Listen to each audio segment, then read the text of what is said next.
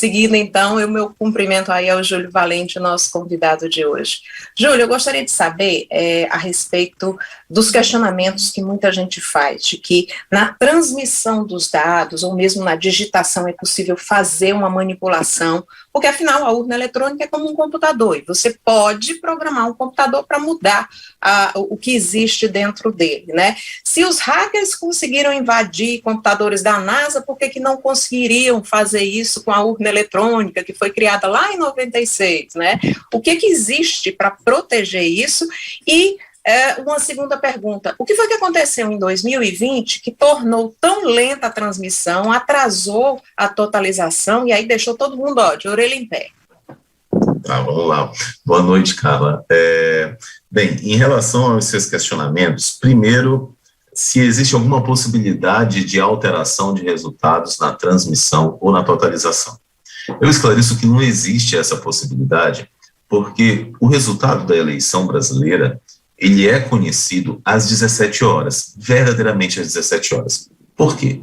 Porque a urna eletrônica, ela coleta os votos durante todo o dia, e quando ela encerra, quando os mesários que estão fazendo ali o acompanhamento daquela sessão eleitoral, eles começam os procedimentos de encerramento do equipamento, o próprio equipamento já faz o cômputo dos resultados daquela sessão eleitoral. E aí, nesse momento, o equipamento, ele emite 5 cópias do resultado. Um relatório que o equipamento imprime, a urna eletrônica imprime um relatório que a gente chama de boletim de urna. Ela imprime, no mínimo, 5 cópias. Então, às 17 horas, quando o equipamento é encerrado, nós já sabemos o resultado. Ou seja, o resultado de todas as sessões do país, ele é conhecido às 17 horas de todas as unidades da federação, nos locais de votação. O que vem depois é só transmissão.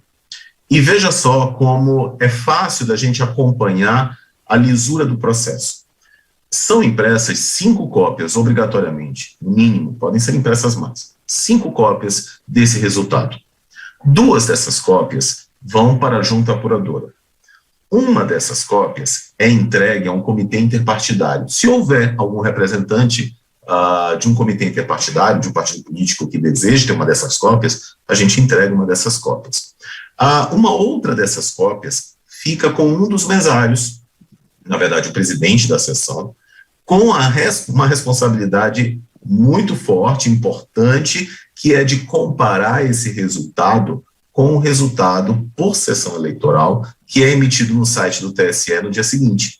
E uma última cópia fica afixada na porta da sessão.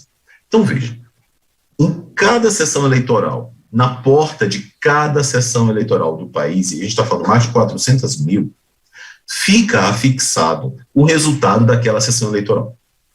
Existe em cada boletim de urna, no finalzinho do boletim de urna, QR Codes, que são códigos que tem toda a informação daquele boletim de urna, todos os candidatos e suas votações. Você pode pegar o seu celular, qualquer eleitor pode pegar o celular, ler esses QR Codes com uma aplicação que a gente disponibiliza, mas nem precisa utilizar a aplicação da Justiça Eleitoral. Os partidos políticos podem desenvolver suas próprias aplicações para isso. A gente disponibiliza porque realmente nem todo mundo tem condição de desenvolver um sistema para celular, né? Então a gente disponibiliza um sistema para celular, um aplicativo chamado Boletim na Mão. O que é que ele faz? Ele, lendo aquele QR Code que está no finalzinho do boletim de urna, que é o resultado da urna, que está afixado na porta da sessão eleitoral, ele puxa aquele boletim de urna para dentro do celular do eleitor. Bem, no dia seguinte, depois dos resultados dados, normalmente na segunda ou na terça-feira, o site do TSE divulga as informações de todas as sessões utilizadas na totalização.